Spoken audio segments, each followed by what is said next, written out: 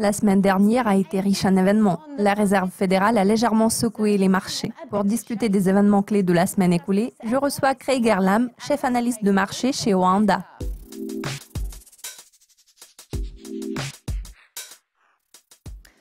Craig, tout d'abord, merci de votre participation aujourd'hui. Mercredi dernier, la Fed a annoncé que le mois prochain, elle allait mettre un terme à son programme de relance et qu'elle continuerait à durcir sa politique monétaire malgré la stagnation de l'inflation. Alors, que pouvez-vous dire à ce sujet? Je ne pense pas que la déclaration de la Fed concernant la fin du programme de relance soit surprenante. Les mesures d'assouplissement quantitatif ont rendu le bilan de la Fed extrêmement gonflé. Je pense que le temps est venu pour commencer à résoudre ce problème. Pour ce qui est des taux d'intérêt, mon sentiment personnel est que c'est une bonne décision. Pour l'instant, les gens sont fortement préoccupés par le manque d'inflation. Je trouve que la Fed est sur la bonne voie. L'activité économique est en train de s'accélérer, et ce, malgré la faible inflation.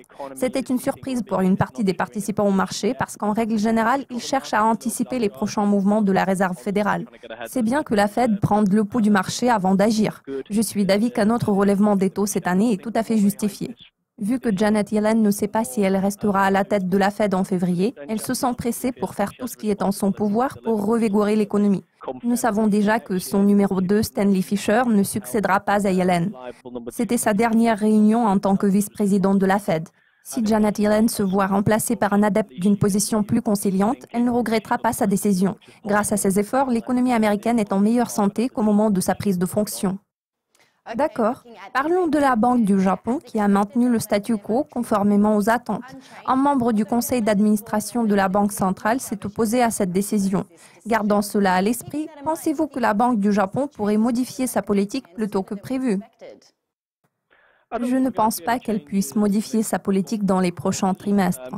Tout porte à croire que nous ne verrons aucun changement avant la fin de l'année prochaine. De toute façon, tous les changements seront mis en œuvre à un rythme très graduel. N'oublions pas que le Japon a connu une très longue période de faible croissance et d'inflation médiocre.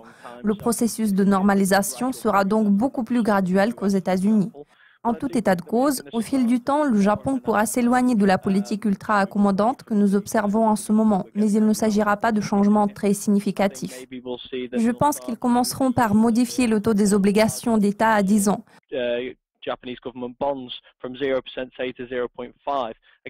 Le rendement obligataire pourrait passer de 0 à 0,5%. Je souligne une fois de plus que ce ne sera qu'un léger ajustement de la position accommodante actuelle. Nous verrons des mesures plutôt symboliques qui témoigneront du fait que le gouvernement est content de voir une légère accélération de l'inflation, à condition qu'elle s'approche de la valeur cible.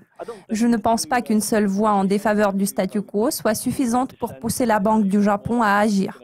Les choses pourraient changer quand les adeptes de cette position deviendront plus nombreux.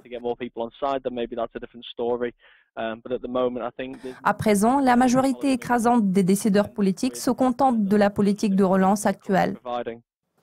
Jeudi dernier, la Nouvelle-Zélande a publié ses chiffres du PIB. Il semblerait que l'économie évolue conformément aux prévisions de la Banque de réserve de Nouvelle-Zélande. Pensez-vous que la Banque centrale du pays pourrait modifier sa politique cette année? Non, je ne le pense pas. Il me semble que la RBNZ est satisfaite de la façon dont les choses progressent. La croissance est stable, idem pour l'inflation, bien que cette dernière reste toujours en dessous de la barre des 2%. Aux yeux de la RBNZ, le statu quo est satisfaisant. Je pense que les responsables de la banque s'inquiètent de la vigueur du dollar néo-zélandais. Cela pourrait les empêcher de procéder à un resserrement monétaire. Nous constatons que le système financier est stable grâce à certaines mesures qui ont été mises en œuvre. Cela permettra à la Banque de réserve de Nouvelle-Zélande de maintenir une position attentiste dans les mois à venir. L'issue des élections, elle aussi, pourrait exercer un certain impact sur la politique monétaire.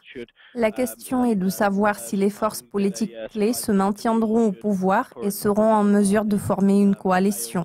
De toute évidence, cela pourrait se refléter sur la composition de la RBNZ. Ce facteur est susceptible d'influencer la politique monétaire à plus long terme. Au vu de tout ce qui précède, je table sur le maintien du statu quo jusqu'à la fin de l'année. Craig, tous mes remerciements pour votre participation aujourd'hui. Merci de votre invitation. C'est tout pour le moment. Restez à l'affût de nos mises à jour régulières sur Dukascopy TV pour être au courant de tout ce qui se passe dans le monde de la finance.